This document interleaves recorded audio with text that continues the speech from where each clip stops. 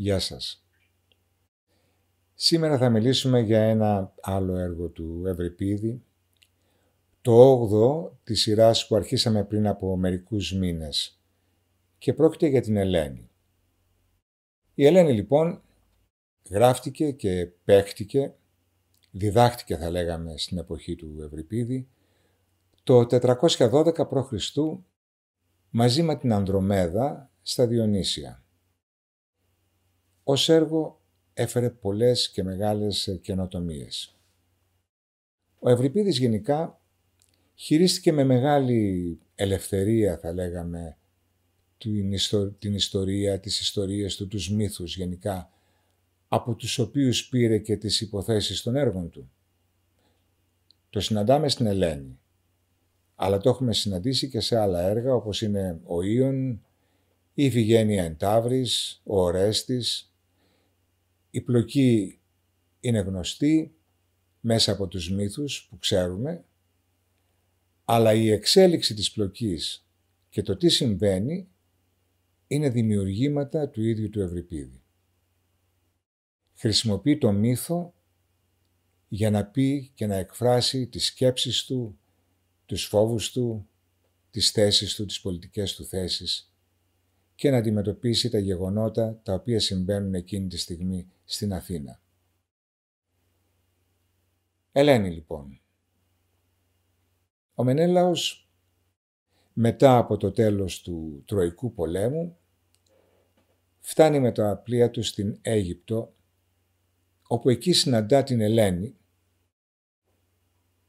όπου μαθαίνει με μεγάλη του κατάπληξη ότι η εντρία Ελένη δεν ήταν παρά ένα φάντασμα, μπορούμε να πούμε, μια οπτασία, ένα αερικό, ένα φάσμα, ένα ψέμα δηλαδή. Η πραγματική Ελένη βρίσκεται στην Αίγυπτο και τη συναντάει εκεί ο Μενέλαος. Συμπέρασμα, ένας πολύ καταστροφικός πόλεμος, ένας πόλεμος ο οποίος υποτίθεται ότι έγινε για μία γυναίκα, την Ελένη, δεν ήταν παρά ένα ψέμα, στηρίχθηκε πάνω σε ένα ψέμα. Χιλιάδες Έλληνες σκοτώθηκαν, χιλιάδες Τρώες σκοτώθηκαν, μία μεγάλη πόλη καταστράφηκε παντελώς, η Τρία, και όλα αυτά γιατί? Για την Ελένη. Αλλά για μια ψεύτικη Ελένη, μια και η πραγματική, με βάση την ιστορία του Ευρυπίδη, βρίσκεται στην Αίγυπτο.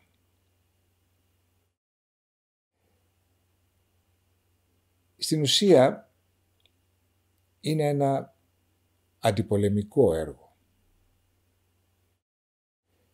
Όπως είπαμε, γράφτηκε το 412, μόλις δηλαδή έχει τελειώσει η Σικελική εκστρατεία με την πανολεθρία του Αθηναϊκού στόλου. Παράλληλα, την ίδια εποχή έχουμε και το κίνημα των σοφιστών.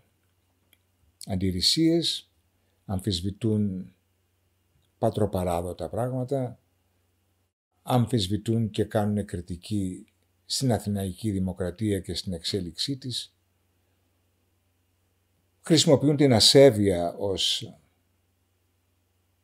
έκφραση, θα μπορούσαμε να πούμε, και μέσα σε αυτά τα πλαίσια, δηλαδή μιας καταστροφής από τη Σικελία, ενός κινήματος αντίδρασης μέσα στην Αθήνα, ο Πελοποννησιακός πόλεμος, μέσα σε αυτά λοιπόν τα φοβερά πλαίσια, ο Ευρυπίδης με την τραγωδία του Ελένη καταδικάζει τον πόλεμο. Ο πόλεμος προκαλεί πολλά κακά και είναι παράλογος. Το παράλογο του Τροϊκού πολέμου είναι η ίδια η Ελένη. Πολεμούν για ένα φάσμα, πολεμούν για ένα είδωλο, δεν πολεμούν για την πραγματική Ελένη. Είναι μία παράλογη άποψη, την οποία βέβαια δεν τη συναντάμε μόνο εδώ, δηλαδή στην Ελένη, τη συναντάμε γενικά στα αντιπολεμικά έργα του Ευρυπίδη με βάση τον Τροϊκό πόλεμο, ο Τροϊκός κύκλος δηλαδή.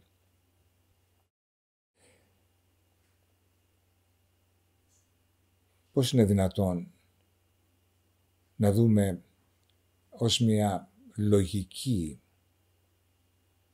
πράξη, μια λογική δράση, τον πόλεμο για μια γυναίκα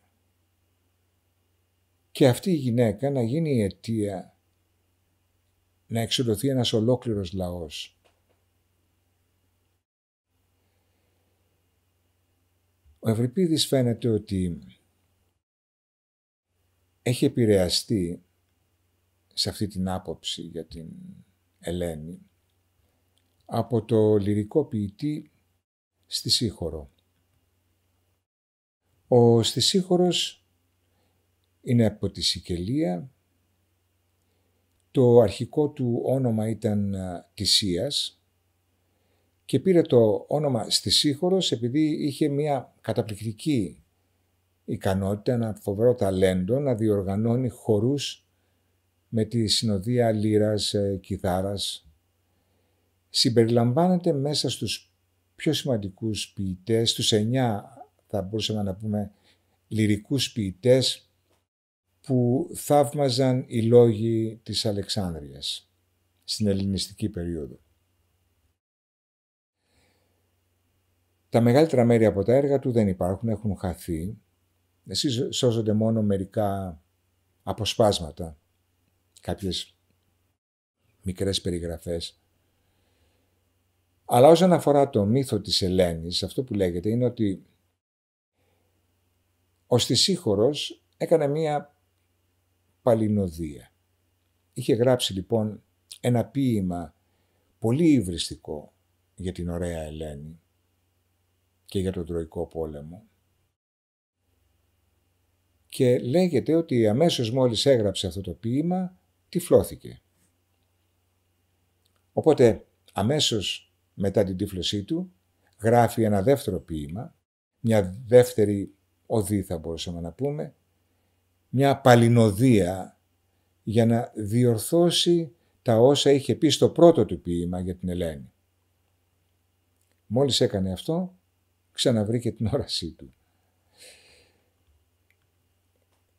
Ο Ευρυπίδης λοιπόν κατά κάποιο τρόπο βασίζεται σε αυτή την εκδοχή, στην εκδοχή του Στησίχωρου. Έτσι λοιπόν η Ελένη σε αυτή την τραγωδία βρίσκεται, όπως είπαμε, στην Αίγυπτο, στο παλάτι του Πρωτέα.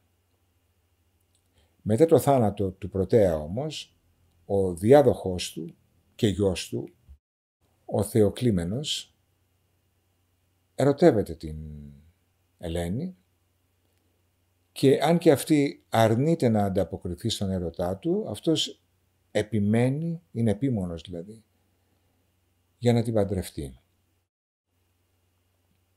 Στον πρόλογο της τραγωδίας η Ελένη κάθεται ως οικέτιδα στο μνήμα του Πρωτέα.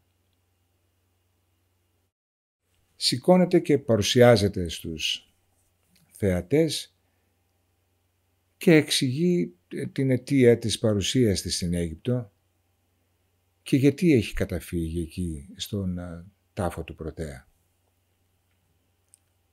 Η ίδια πληροφορεί το κοινό, μας πληροφορεί για την καταγωγή της, λέγοντας ότι είναι κόρη του Τινδάρεως και της Λίδας, χωρίς όμως να αποκλείει και την περίπτωση να είναι κόρη του Δία, ο οποίος φημολογείται ότι πλησίασε ερωτικά τη μητέρα της υπό τη μορφή κύκνου. Οι συμφορές λοιπόν αρχίζουν κάπου εκεί. Στη συνέχεια έχουμε τη νίκη της Αφροδίτης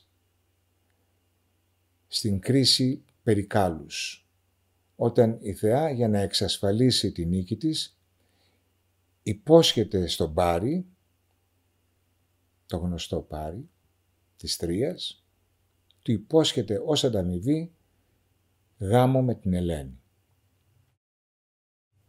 Η Ήρα όμως έχει θυμώσει πάρα πολύ, έχει οργιστεί, θα μπορούσαμε να πούμε, με την ήττα της και μέσα από ένα σύννεφο δημιουργεί ένα είδωλο, δημιουργεί ένα ομοίωμα και αυτό το ομοίωμα είναι ομοίωμα της Ελένης εννοώ και αυτό είναι το ομοίωμα το οποίο θα πάρει μαζί του ο Πάρης στην Τρία. Νομίζει λοιπόν ο Πάρης ότι έχει απαγάγει την Ελένη. Την Ελένη τη στέλνει ο Δίας μέσα από μία εντολή, δίνει εντολή στον Ερμή και ο Ερμής παίρνει την Ελένη και την πηγαίνει στην Αίγυπτο. Εκεί βασιλιάς είναι ο Πρωτέας και η Ελένη θα ζήσει στο παλάτι του. Εκεί θα περιμένει να επιστρέψει και ο άντρας της, ο Μενέλαος, από τον πόλεμο, από την Τρία.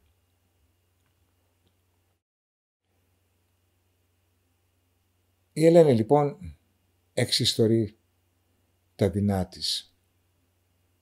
Θέλει να αποφύγει το Θεοκλήμενο που όπως είπαμε την πιέζει για να την παντρευτεί. Εκεί τη συναντάει ο Τεύκρος, ο οποίος Τεύκρος είναι αδερφός του Έαντα, του Τελαμόνιου, ο οποίος σταματάει στην Αίγυπτο ενώ πηγαίνει στην Κύπρο. Σταματάει εκεί για να πάρει χρησμό από την κόρη του Πρωτέα, τη Θεονόη, που είχε μεγάλες ικανότητες στο να προφητεύει. Ο Τεύκρος λοιπόν δίνει πληροφορία στην Ελένη σχετικά με την οικογένειά της και φυσικά σχετικά με το τι συνέβη, ποια ήταν η τύχη του Μενέλαου. Της λέει μάλιστα ότι υπάρχουν πολλές πληροφορίες, φήμες, που λένε ότι ο Μενέλαος έχει πεθάνει. Με αυτή την είδηση τελειώνει κάθε ελπίδα για να επιστρέψει ζωντανός ο Μενέλαος μαζί με την Ελένη στη Σπάρτη. Η Ελένη χάνει τις ελπίδες της. Έτσι η ηρωίδα μας, η Ελένη, μαζί με το χορό που ο χορός αποτελείται από Σπαρτιάτισσες, θρηνεί για την τύχη της. Εκείνη τη στιγμή όμως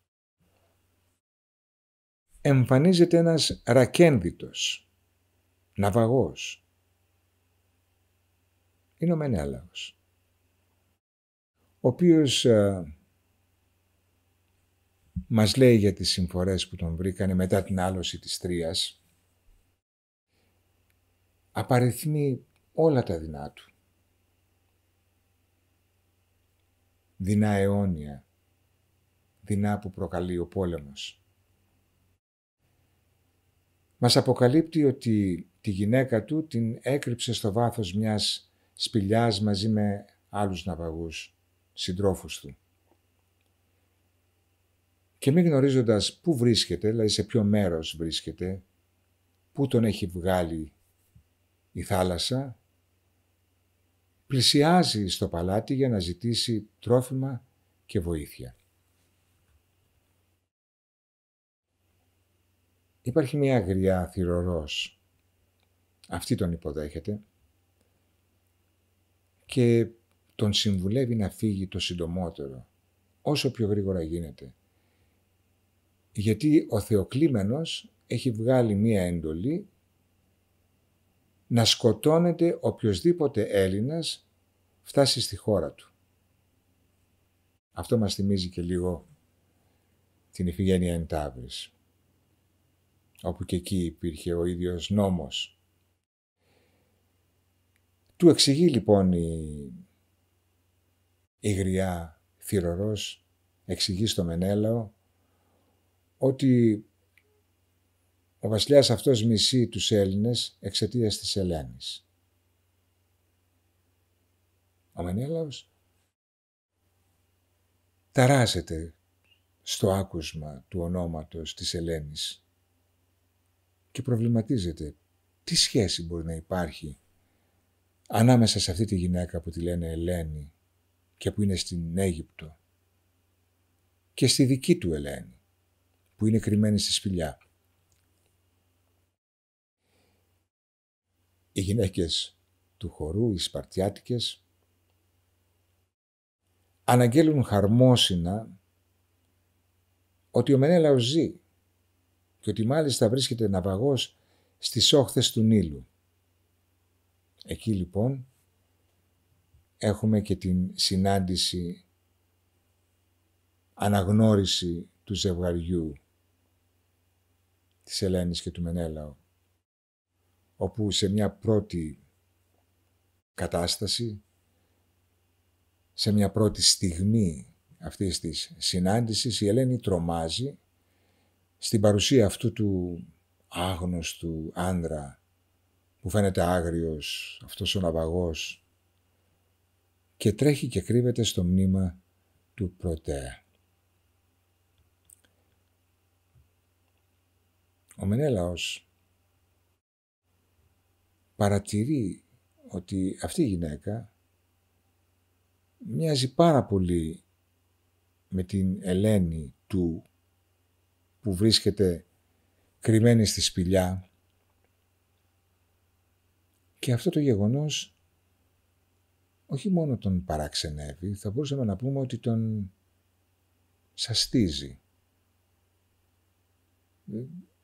Δεν ξέρει πώς να το αντιμετωπίσει. Ακολουθεί ένας διάλογος, μία στιχομυθία που οδηγεί στην αναγνώριση του Μενέλαου από την Ελένη. Η Ελένη προσπαθεί να τον πείσει ότι αυτή είναι η γυναίκα του, ότι αυτή είναι η πραγματική Ελένη και ότι αυτός δεν έχει μαζί του παρά ένα είδωλο αυτής της πραγματικής Ελένης. Ένα είδωλο, ένα φάσμα, μια οπτασία που δημιούργησε η Ήρα.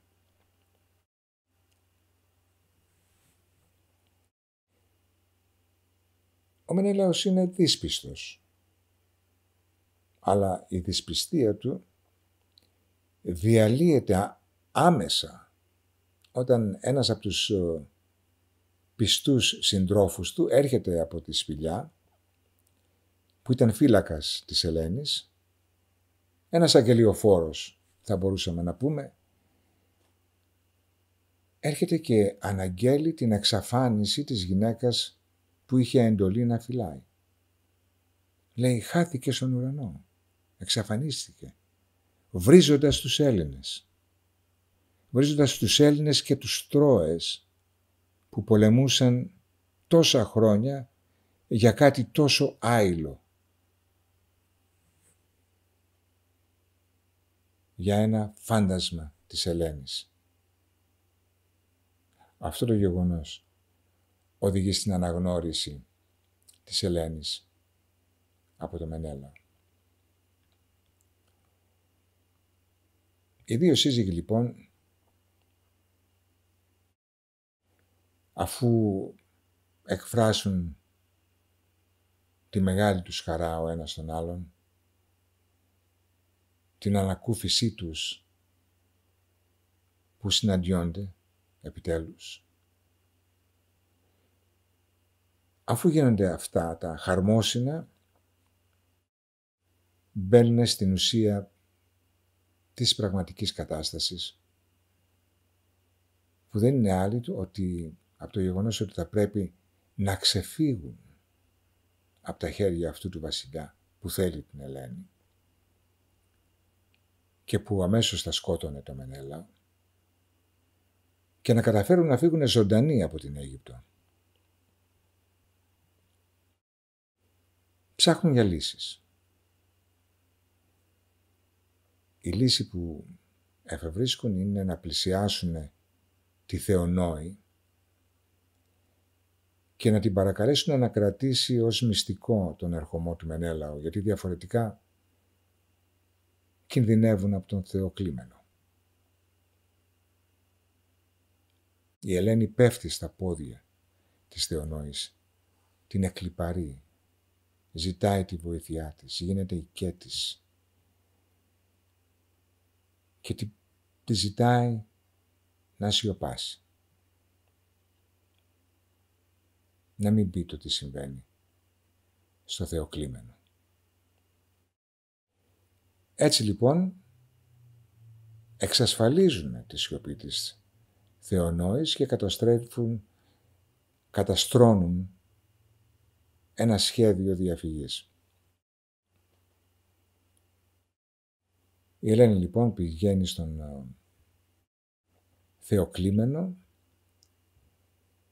και στην ουσία του ζητάει να της δώσει ένα καράβι να ανοιχτεί στο πέλαγος ώστε να αποδώσει ως όφιλε άλλωστε να κάνει βάσει των ευθύμων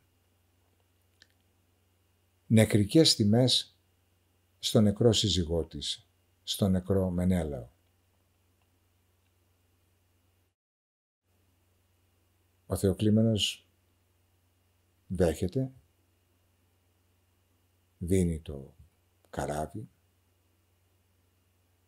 και με αυτόν τον τρόπο η Ελένη και ο Μενέλαος καταφέρνουν να δραπετεύσουν. Μόλις ο Θεοκλείμενος μαθαίνει τι έχει συμβεί, είναι έτοιμος καταρχήν να σκοτώσει τη Θεονόη. Εκεί όμως εμφανίζονται οι Διόσκουροι, οι αδερφοί της Ελένης και ως απομηχανής Θεός, θα μπορούσαμε να πούμε, μεταπείθουν το Θεοκλείμενο. Ο Θεοκλείμενος αλλάζει γνώμη και έτσι το δράμα κλείνει ειρηνικά. Και εδώ θα επαναλάβω για άλλη μια φορά, ακριβώς όπως έγινε και στην Ιφηγένεια εν Ταύρης.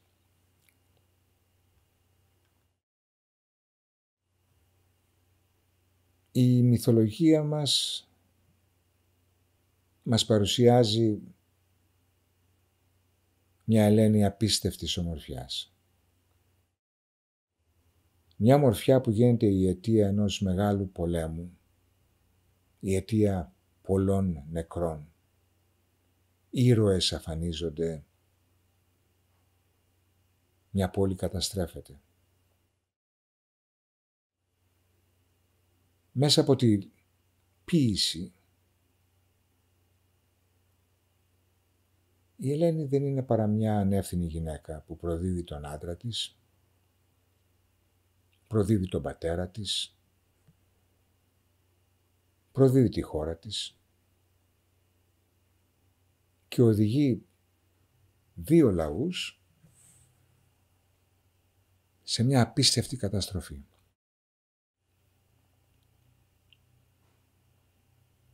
Σε αυτό το σημείο έρχεται ο Ευρυπίδης.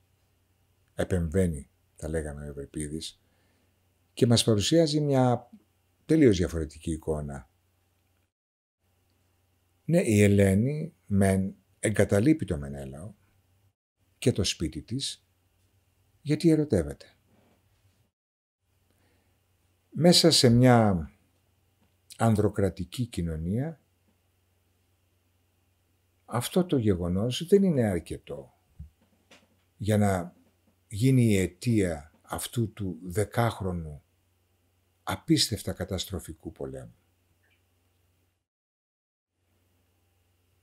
Έτσι λοιπόν είναι τελείως παράλογο να χρεώνται στην Ελένη αυτός ο πόλεμος.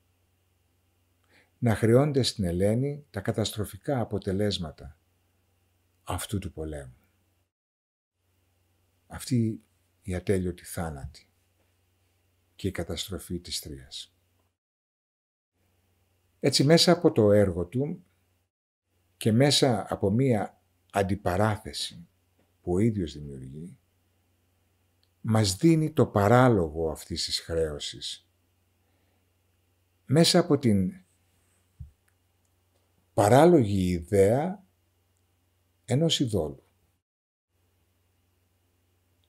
Το είδωλο οδήγησε τους Έλληνες στην Τρία. Το είδωλο που δεν είναι ένας πραγματικός άνθρωπος, είναι αυτό που επέβαλε αυτά τα αποτελέσματα και αυτό τον πόλεμο. Πρέπει πάντα να έχουμε υπόψη μας ότι όταν γράφτηκε και διδάχτηκε αυτό το έργο, βρισκόμαστε μέσα στον Πελοποννησιακό πόλεμο. Οπότε η Ελένη είναι η αντιπολεμική κραυγή του ίδιου του Ευρυπίδη. Μια κραυγή που καταδικάζει αυτό το πόλεμο, που καταδικάζει τα απίστευτα καταστροφικά αποτελέσματα αυτού του πολέμου, του Πελοποννησιακού πολέμου.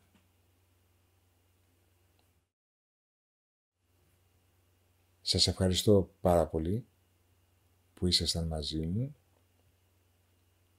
Στο επόμενο webinar, που θα είναι το 9ο, θα ασχοληθούμε με τη μύδια. Ελπίζω να σας έχω και πάλι κοντά μου. Να είστε καλά, καλή συνέχεια. Γεια σας.